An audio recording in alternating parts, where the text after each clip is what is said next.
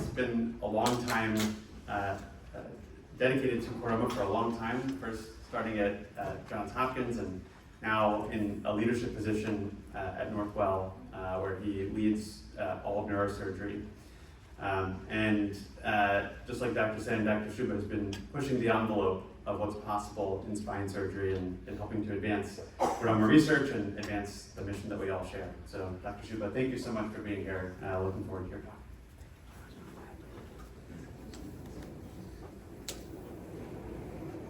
So while we're setting up, I just am so touched, you know, so I'm a neurosurgeon and I did a fellowship in complex spine and I did a fellowship in tumor surgery of the spine.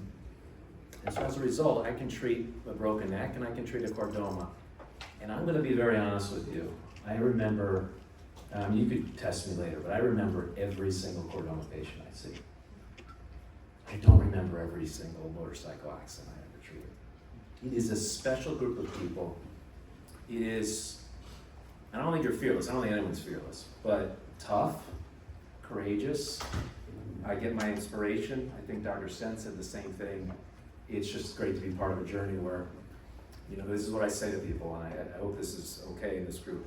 I said, when the people in this room look at down the barrel of a loaded gun and keep moving on, they are the toughest people. So I actually call out chordoma patients for advice because they really have lived through experience. So I think sharing that is wonderful. And then I'll give a plug of the Chordoma Foundation throughout the talk, but what you've done and what your team has done for an orphan disease, what does that mean? It means not many people. I mean, right now, breast cancer symposiums are probably all over the country right now, and that's great.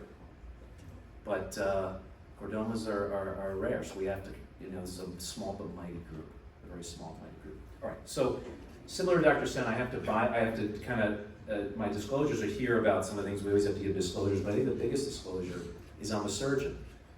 And some of my best friends are radiation oncologists, but of course you see a surgeon and you're going to get a surgical view. You see a radiation oncologist, you get a radiation oncology view. And so when you sit there and you have 18 opinions, or on the internet, or 5 opinions in person, I think what Dr. Sen said, and what a lot of people say in this foundation, is go to the people who've seen a lot of these. Because if you're a radiation oncologist and you've seen one, it's rated. If you're a surgeon and seen one, it's surgerized. And you really have to get someone or some team that has friends in both. All right, I think we all know that.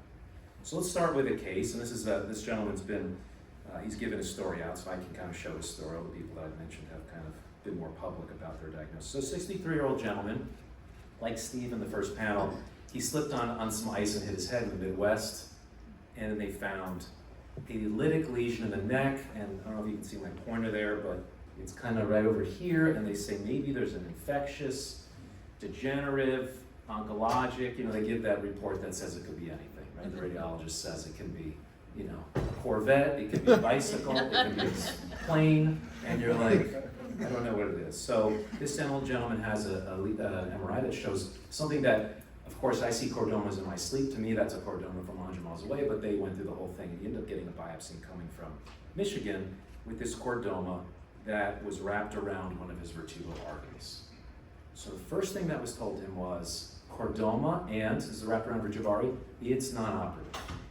Right? So that was something, but he went through the foundation and said, I don't know if I believe that, so let's keep thinking about it. So we'll come back to that. That was to start out. But this is kind of a framework when we think about spine tumors. And there's a lot of overlap with the skull base. And as neurosurgeons, Dr. Sen and I both know how to treat the brain and the spine, but the spine is a little different than the brain because the skull base, you can't get that whole thing out because there's just too much stuff. The spine you sometimes can, and often people say you can't, but you can. But this is what we think about when we think of spine tumors, because when you think about the brain, it pushes on important stuff, and it's a cancer. So you gotta save the important stuff, and you gotta get the cancer. In the spine, you also have things like mechanical, because the spine is actually a machine. So you can't just remove something and not put it back together. So it's a little more complicated. And then the surgeries are often bigger. So systemic means, can you handle a big surgery? So if you're 99 years old, maybe you don't have surgery, even if it's a surgical option. And if the surgery is massive and you're young, and the definition of young keeps getting higher for me, so I understand that. But what I always say to patients is if you're looking at more than a decade of life, on the actual data, you are young. Because if I gotta wait around and deal with something that's screwing up my life for 10 years, Deal with it now. Don't give me this thing about, well, you're older, Dan. I'm going to say, I'm around for a while. So I always tell patients, and they look at me, and I said, you're very young. I saw a 60-year-old lady the other day. I said, you're very young. And she said, that's very nice. I said, no, you could live another 35 years. So we have to treat this aggressively, right? This is not something, you're not going to be gone tomorrow. So here's pictures of the spinal cord. You say, oh, look, the red, the more closely it gets to the gray spinal cord, the worse it is, right? I mean, if you go to medical school, someone push on your spinal cord is bad. And then this was the classic picture. Don't worry about the letters. Look at the green and the red. There's certain tumors that if you radiate, they melt away. And if you have a surgery for them, I'm going to say, oh, you didn't have to have surgery for that. And there's other sorts of tumors on the right that they laugh at radiation. Even proton beam and carbon ion and some of the things we're doing, they still are very hard to treat. And chordoma kind of stands over there, so you have to be thoughtful if you're going to try to get it out. Dr. Sen said, get out more and then deal with radiation maybe or maybe not. So that's something that we still believe. And this is the part that's different with the mechanical. It's a big slide, don't worry about it. I brought it from another talk, but you'll get cross-eyed if you look at this too much here. But the issue is that we have to think of the spine differently because it's mechanical, it's pain, it's moving. And then this old storage system started in Boston with a friend, Joe Schwab, who Josh knows well, about saying, what's your performance and who you are? And Dan Sciubba today, at 50, will be different than Dan Sciubba at 60. So don't treat me the same, and don't treat me the same as Josh. We're different people, and I'm also changing throughout time. So it has to be what I say is very tailored, very tailored.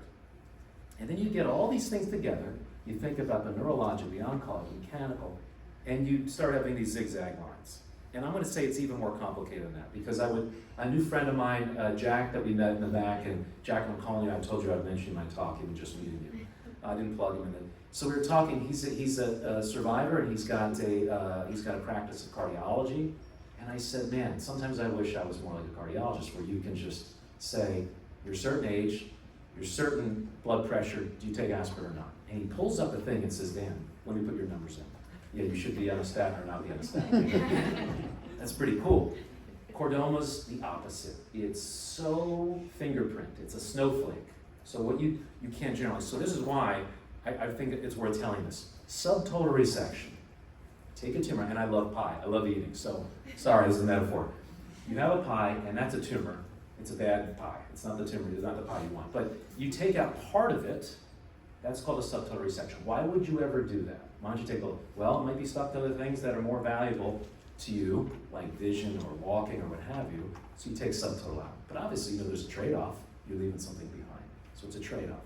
The second thing is what people call subtotal resection or fecal sac reconstruction. This is where you heard the term separation surgery. I'm going to take more out and allow some room to separate the tumor and the spinal elements from each other so you can radiate. That's just a bigger piece of the pie. There's still tumor left, so there's still the risk, but again, where's the sweet spot between taking tumor out and hurting the patient? Then there's intralesional gross total. I think we got the whole thing. I think I ate the whole pie. There's some crumbs. This fork is dirty, so it's gone. But as Dr. Sten said, maybe there's microscopic residue, and maybe that's why we have to think about radiation. And then there's the en bloc resection, where you take the pie out, but you don't even touch the pie. You actually take it by the plate. And you say, we're not even going to touch the tumor, now we're going to deliver this. And the spine, that's what we shoot for even today. We just had an international consortium in Italy, and had all the experts from all around the world, and we still said this is still our goal in the spine.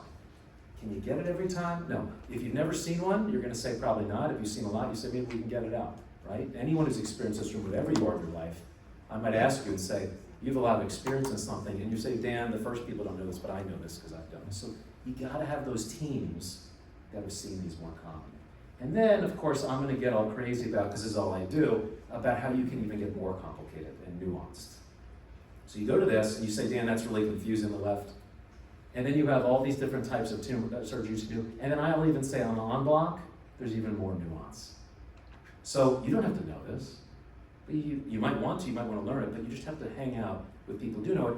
And the Chordoma Foundation is the best system that helps you navigate to places that can find you. So there's the why, there's the how. This is the classic Is separation surgery right now, today, the best? It is an option, and we heard about it from our speakers. It's still rarely a thing that I would recommend as radiation. Somewhat what Dr. Sen said. Take the tumor out, save the radiation for a rainy day. If the tumor comes back, save the radiation. Get radiation first, and it grows through, then you have less options, so it's always good. But what about separation surgery? This is something that's been pioneered, actually, in New York for metastatic disease, which is about 99 to 1 compared to chordomas. And this is the separation, this is the piecemeal, but let me show you the difference. This is a patient with prostate cancer who is 87. Older patient, sicker patient, cancer throughout his body, so not just in the prostate, and he's getting paralyzed. And the tumor responds to the radiation. So I'm just basically showing the archetype for this. Smaller surgery would be better for the old guy. Faster surgery would be better because he's getting paralyzed. And it responds to radiation. So for me, when I get this, small surgery, get me the radiation, get me back walking immediately. This is the archetype. This is the example for the separation surgery that's been done for metastatic now for 15 years.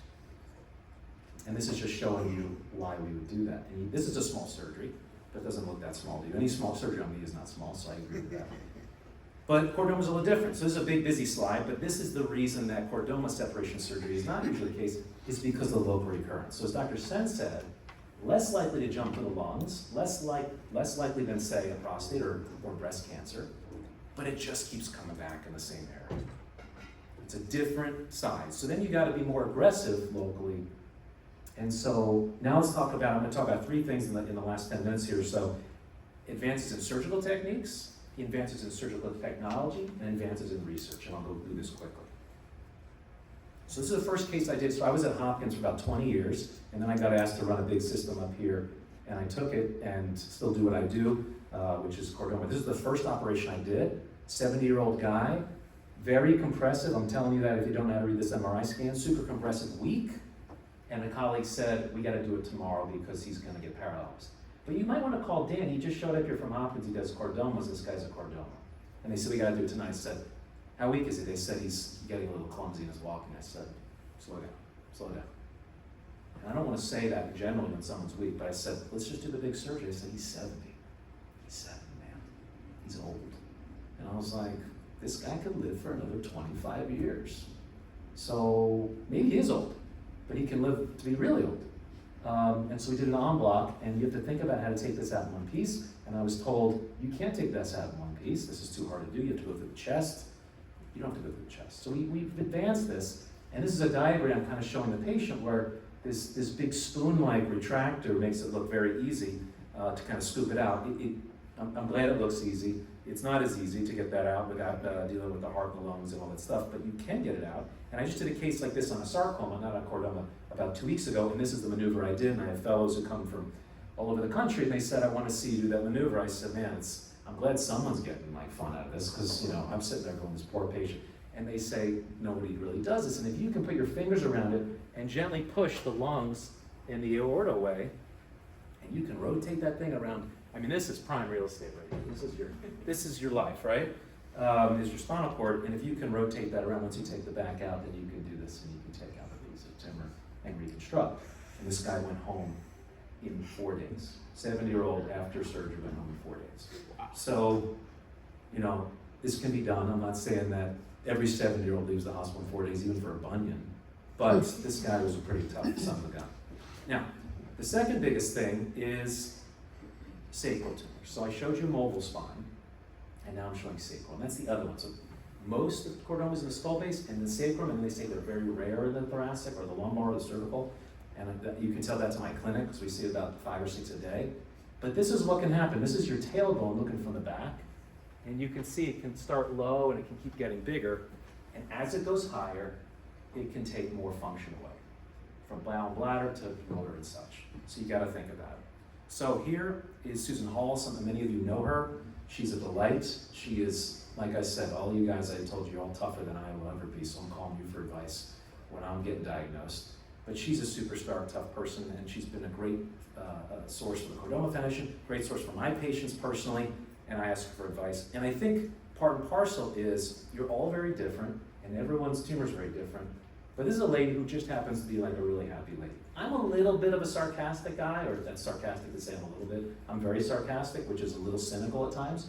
She is positive and positive, and these are the types of people that are very helpful for the foundation because they see all the benefits, and you have to hear that. You have to hear that as you go through this. So you can have a chordoma. This is not hers. These are the ones I did this last month. But you can see they can get pretty sizable. There's a lady who's in the hospital right now. I just saw her last night. I'll see her after I'm done today. Why can they get so big? Why can they get so big in the sacrum? I mean, I have a grain of sand in my eye, and everybody knows about it, right? So tiniest tumor anywhere. I mean, my optic nerve, you can't see. And then you have one in the sacrum, how can it be this big? Well, I think this is evolutionary because if you're a female and you can hold a baby, it can go pretty big until you start saying, I'm really uncomfortable. And so it doesn't destroy the nerves or hurt your spinal bone and hurt you. These can get really big. And then patients often, as was said by I think the panel about when it's diagnosed, they'll say, well, I had back pain. Everybody has back pain. Or they took an MRI of my lumbar spine, but they missed the tailbone. I mean, and so people see me and they say, can you believe what happened to me? I go, every single patient's like you. Every patient that gets to me has some crazy story. Because it's a rare tumor, it's a weird presentation.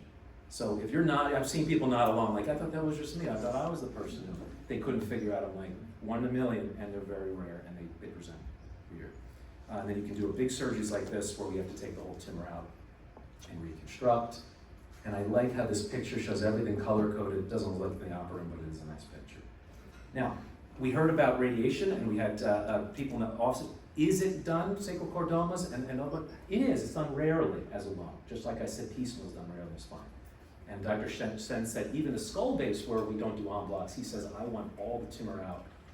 And then we can decide if we want to radiate or not. And so rarely this is done. And this is why.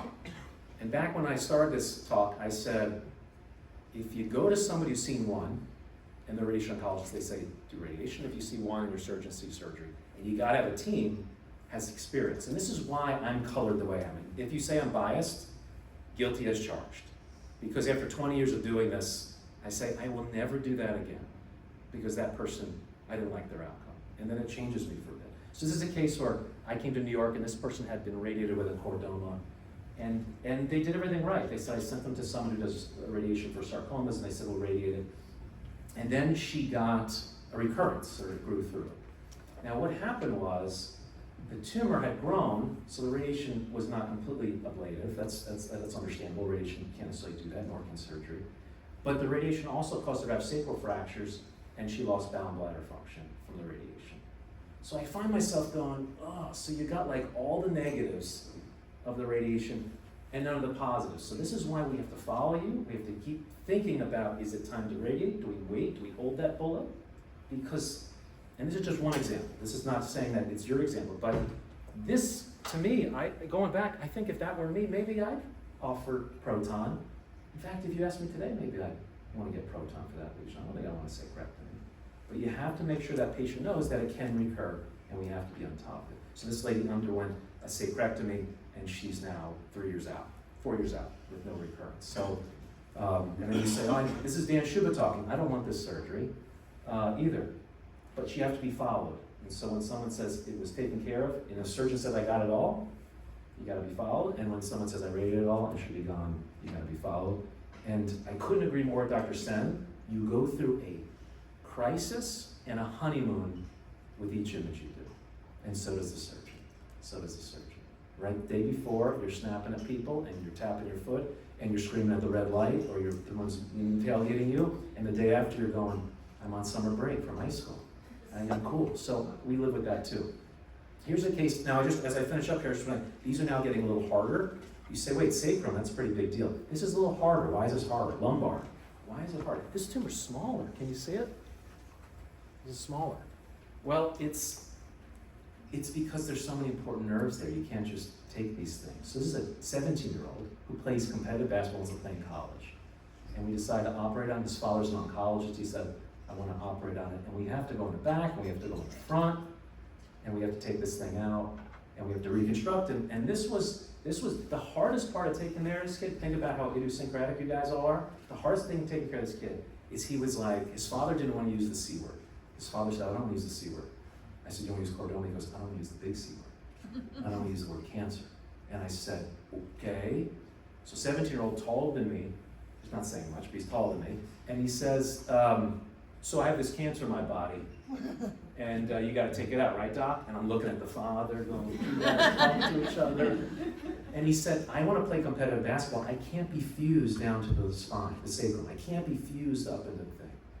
And I said, oh my God, well now I gotta do a really strong construct in a kid who's gonna battle test it. So I made him wear a brace for 6 months. Every month he called. I'm a loser in school, I have to wear a brace. I said, blame it on me.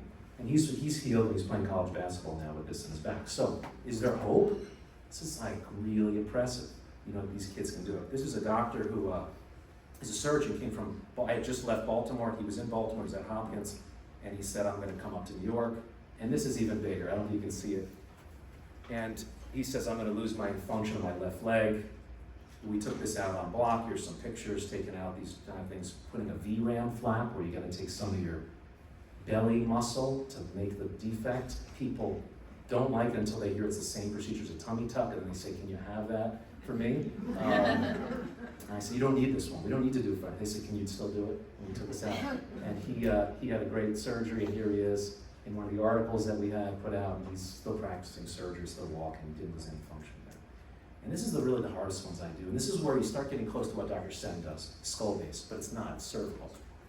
Can you take this out? This patient was sent to me from a well-known institution, said, we don't do cervical chordomas here. And this is like, is this even unblockable? Like, it's like this thing with lobes, like Dr. Sen said, the skull base. But you can in theory. This is not something where you can take someone's skull base and we get these out.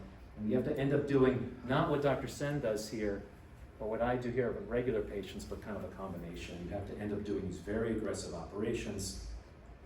And I'm gonna skip through this, where you can't just do it through the neck and back. And why would anyone agree to do this operation where we have to cut their jaw in half? Well, I don't know if you know this, but there's jaw surgeons who take tumors out of the jaw all the time.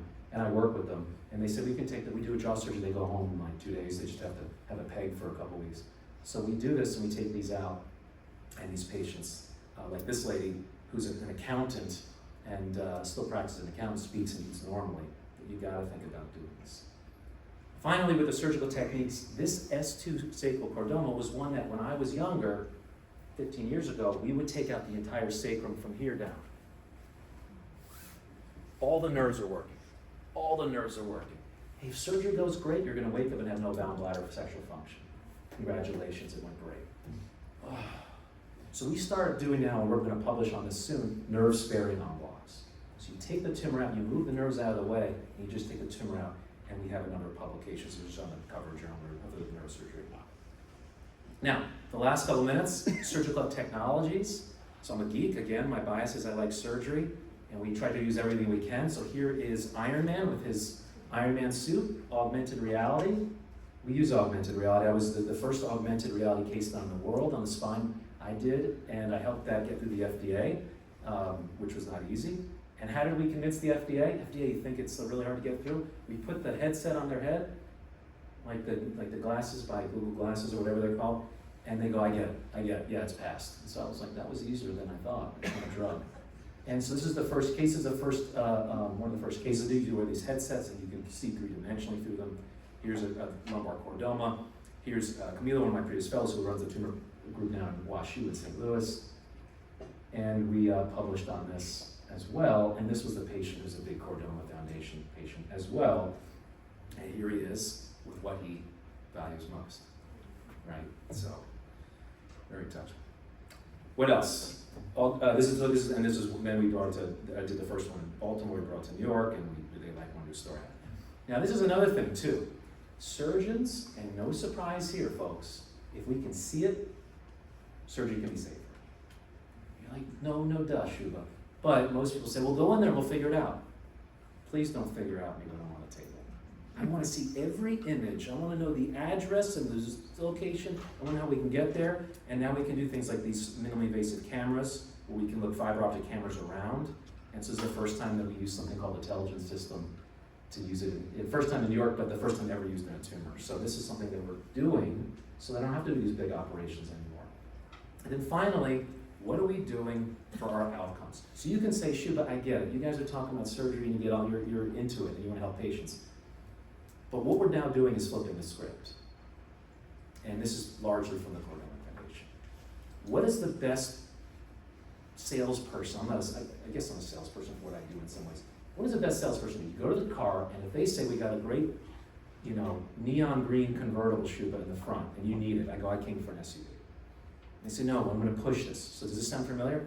You need this. I'm the surgeon, you need this. I'm the radiation oncologist, you need this. The question is, you should ask the patient what they want. And then you gotta give them the best options. And you gotta tell them, if you pick that, if you pick the salad, you might be hungry at the end, but it's healthy. You pick the steak, you're probably full, but red meat's not good anymore for you as much every day. So you just have to tell the patient what their options are. So the question is, we're flipping it to, you ask the customer, the patient, what are you here for? And then we give you the options. And there's no free lunch, no perfect option. Sometimes there is, sometimes everybody agrees it's the right thing, and other times you're gonna have spin, or this is what I do, and you're gonna really have to think about it. So I'm gonna finish on this. So I've been fortunate to be in the largest series. This is what we do. We look at our outcomes, just like Dr. Sen said, our survival, our recurrence-free survival, our complications. And these are some of the biggest ones that we've ever written, and it's good to have those. But then what about the complications? Tumor's out, congratulations. Patient says, you know what? What about this problem, that problem? And we now keep looking at this. And so when patients say, what do you think about this? I say, we looked at this, we asked this question, we keep asking this question. Maintenance of bowel and bladder function, risk for fracture, outcomes for definitive surgery. We've looked at the differences between gender. We've looked at the difference between race. Massive differences, depending on how you present yourself to the clinic.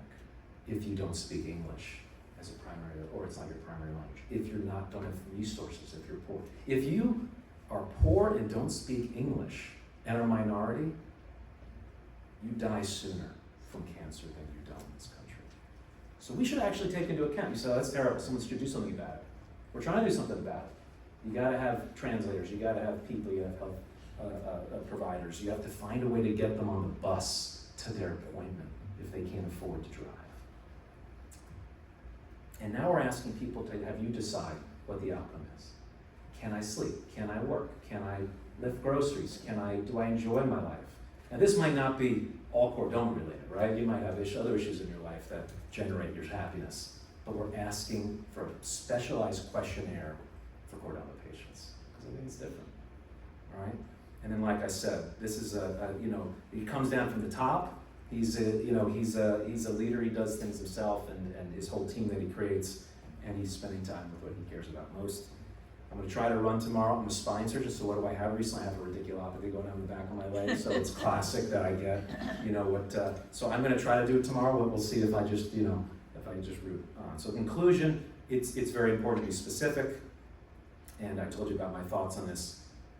Go to a place that's seen a lot because of all these crazy nuances. It's not that you have to memorize this, it's that you have to know someone who does, all right, and work with them. So back to that first conversation, the guy with the chordoma, the cervical spine, came from Michigan, he was told, you can't take it out, it's a vertebral artery, you must be rated, and if you do have fusion, you'll be fused your entire neck up to your skull. And I was like, that sounds horrible.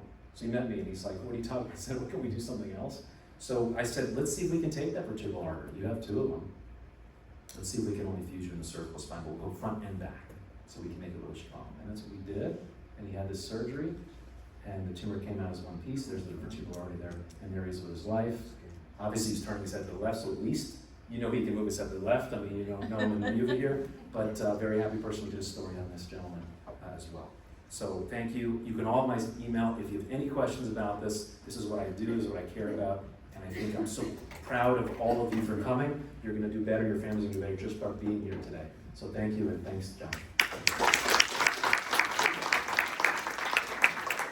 One last plug is Northwell. We're having a gala next year where we do galas at Northwell a lot, and we're going to do a big gala on raising money and knowledge about chordomas, and that money's going to go right back into the foundation. So stay tuned. We're probably going to pick a date in the fall because it's getting so close in the spring. There's a little plug. Thank you.